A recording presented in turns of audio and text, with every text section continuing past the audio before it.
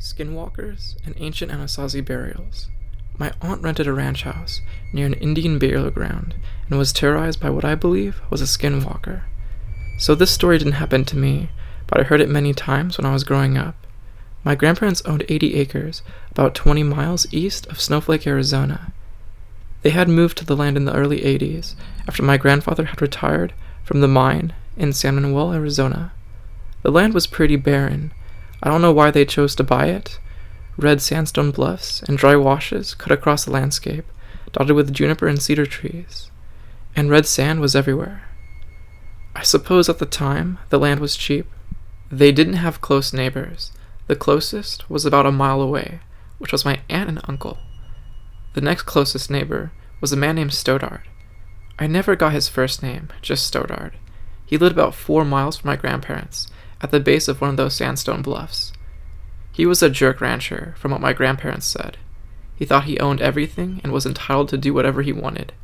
More than once, my grandpa had caught Stoddard cutting my grandfather's barbed wire fence to let his cattle onto my grandpa's land to graze. Now this area is full of ancient Anasazi Pueblo ruins. Most of them have been destroyed by ranchers with backhoes, trying to find pots to sell. I'm sure Stoddard was one of them. So the story goes, one day after losing a calf, Stoddard stumbles upon a cave sealed by a giant slab of sandstone against one of those sides of the bluff. Curious about it, he used a backhoe to remove the boulder.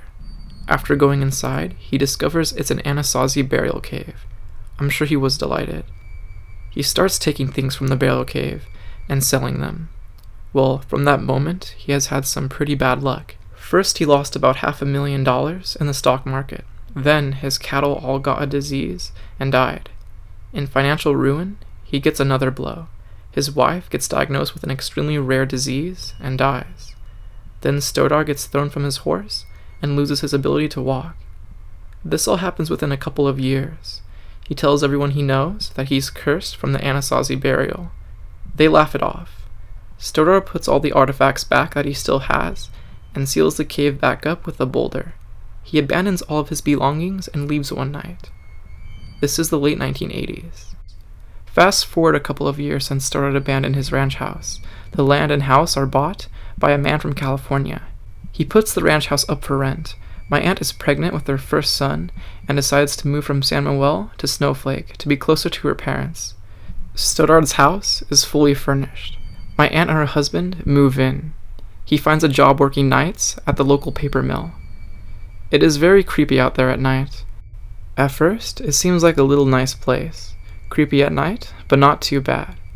Then weird stuff starts happening. My aunt starts hearing faint chanting and drums at night. She brushes it off. She had a hippie neighbor that lived about a mile away on the bluff, so she figures it must be him doing hippie stuff. But she can't help the feeling like someone or something is always watching her all the time. She starts having nightmares every night, but chalks it up to being alone and to hormones. She finally tells my grandpa about it, and he loans her his dog to keep her company at night. She drives the dog out there, and he refuses to get out of the truck. The hair on his back stands straight up, and he's always growling. She gets freaked out, but figures maybe he saw a rabbit or something and hauls him into the house. The dog just stares at the door and growls. That night, he just growled and barked all night. The drums and chanting are louder. The next morning, my aunt finds human bare feet footprints all around the house. So this goes on for about a week. The dog barks and growls at night.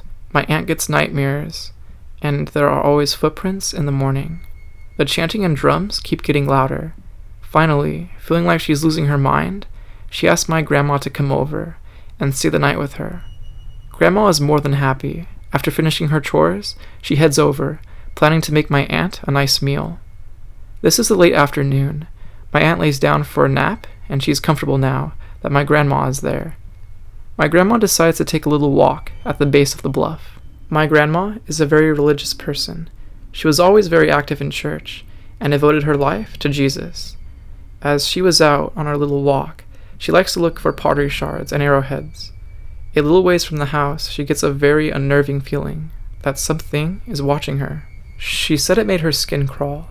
She could feel something evil, So my grandma prays and walks back to the house, pleading the blood of Christ. She decides not to say anything to my aunt, who is awake because she's already frightened. She tells my aunt maybe it's a better idea to stay at Grandma's house tonight. My aunt agrees. By the time my aunt gets her stuff together, the sun is about to go down behind the bluff. Grandma, aunt, and the dog all load up in the pickup. Grandma turns the key, and nothing. She tries again, and still nothing will happen. Not being very mechanically inclined, Grandma goes into the house to call Grandpa, but he doesn't answer. She remembers he was going into town this afternoon. Dang. They unload and go back into the house, waiting for Grandpa to get home. It's night now, no moon, and pitch dark. The dog begins its low growl. The sounds of chanting and drums begin, faint at first, but growing louder. My grandma begins to pray in between calling Grandpa. Remember, this is a time before cell phones. They start hearing something howl outside. Not a coyote howl, something more ominous and terrifying. Something is moving just beyond the reach of the porch light. Both women are beyond terrified at this point.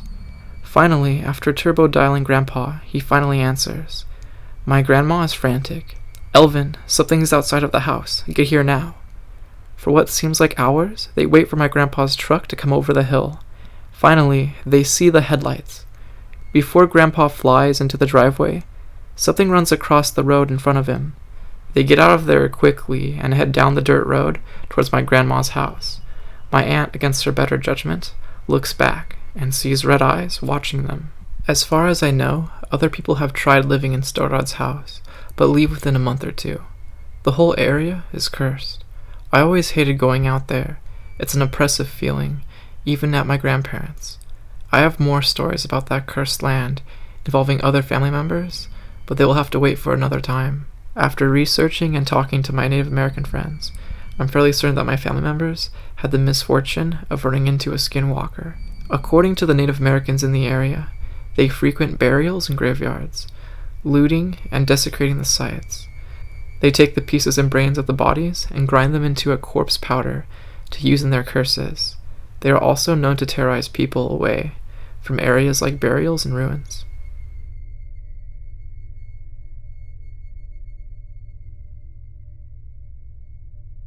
Skinwalkers in the South. I posted this in a comment section, and they encouraged me to post the story here. I will rewrite it to include as many details as possible. This happened when I was a small child, probably around 4. I now know that this was a near-death experience. I was with my grandmother, who was still very healthy for her age. She was around 70 years old. We went trekking across our property with a picnic basket, just looking to sit down with our dog and have a nice time. Normal grandparent stuff. We ended up crossing the creek, it was dry at the time, to go to the back pasture. Nearby, probably about 50 yards away, was our cedar tree. We had sat down and started eating when our dog started acting crazy. This dog, bless her soul, was an angel. Did not act like that most of the time. She never barked, never jumped, always acted polite. She went nuts, running in circles around us, growling and barking. My grandmother got concerned, so she put our picnic stuff back in the basket and tried to calm the dog down. I was sitting a few feet away, scared because my dog was growling. I will admit, my memory gets fuzzy around here, but I remember seeing a large gray creature step out of the creek tree line we had previously walked through. My grandma scooped me up and booked it out of there. Our dog was running with us. I'm 90% sure she ran to the cedar tree. She always talked about that being her favorite tree, about how protective it is. The tree was a lot closer than her house. That was roughly half a mile away at this point. I just know our dog calmed down and was happier. And no, I don't live in the Southwest. I live in the south-central east part of Arkansas, close to Louisiana, so I have no idea what it could be, but possibly it could have been a skinwalker.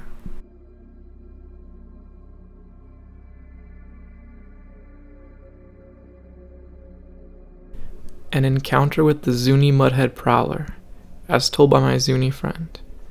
To understand this story, you have to understand the background of where I live. I live in Black Rock, New Mexico, within the Zuni Reservation. It is residential subdivisions around the Zuni Hospital.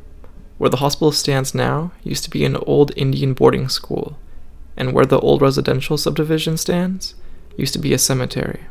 Also, just east of the subdivision is a little store named Mini Mart with an old RV park. That's also an old cemetery, but for babies, I heard. And on the east side of the RV park is another subdivision called Cottonwood, where I live.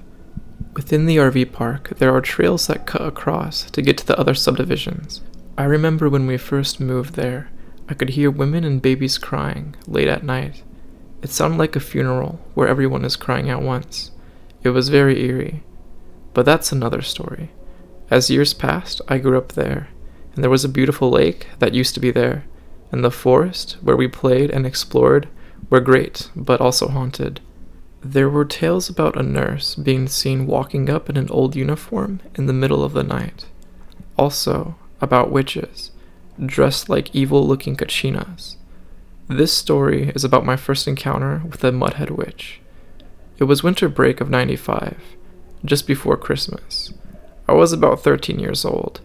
My friends and I spent the whole day chilling at his house, 'cause his folks were away at work. So we just hung out around his house with my friend's older brother.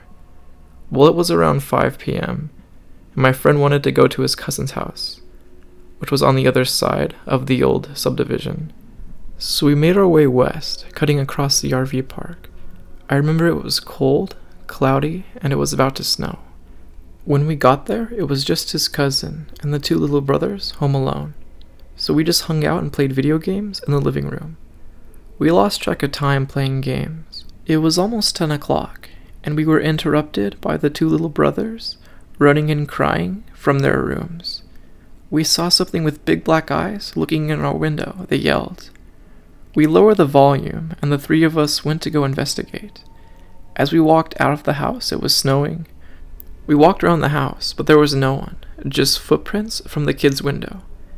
As we were outside, the kids yelled, and we received a phone call. It was my friend's mom telling us to get home. I could still hear her yelling into the phone, getting upset at my friend. So we all laughed and brushed it off. We better get going before we get in trouble, said my friend, and so we did. The wind was blowing and it was cold. It was dark with no moonlight. We were talking about walking around the park because the trails were dark and pitch black. Just as we got near the park, we noticed someone sitting on the woodpile on the side of the path we were taking. As we got near the woodpile, my friend said, "Hey, check it out. Someone's all drunk." Just then, the figure turned around quickly and stared at us. It had black hollow eyes and a black hollow mouth. It looked like a Mudhead kachina, but without the red-colored sand and a humble look. It looked blue-gray like a ghost. It also looked like there was long hair coming out of its eye holes. You could hear it breathing hard and see the steam of its breath. It had a black blanket cover around it. We stood there in shock for a minute. Just then, it stood up quickly, and we booked it. I looked back, and it was chasing us. "Run, run, run," I said, as it was gaining on us, making a whooshing noise. We ran as fast as we could, cutting through the trails, and I could still hear it running after us, and the noise it made. We ran through the dark trails, still hearing it make its moans. Dogs began to bark everywhere as we made our way back to the subdivision. I looked back and saw it run back towards the forest, making its noise in the distance. My friend tripped over a rock as he looked back, and I grabbed him up quickly. We got to my friend's house and locked the doors. My friend was so scared he grabbed his dad's gun, and his brother was wondering why.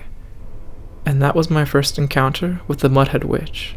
That night, I just spent the night at my friend's house. I didn't want to walk home. Just the sight of that evil-looking Mudhead, or Skinwalker, gives me the chills, knowing it was walking around outside near my house. But that's just how it is in my area to this day. Hey guys, Drybones here. Hope you liked the new animation at the beginning of the video.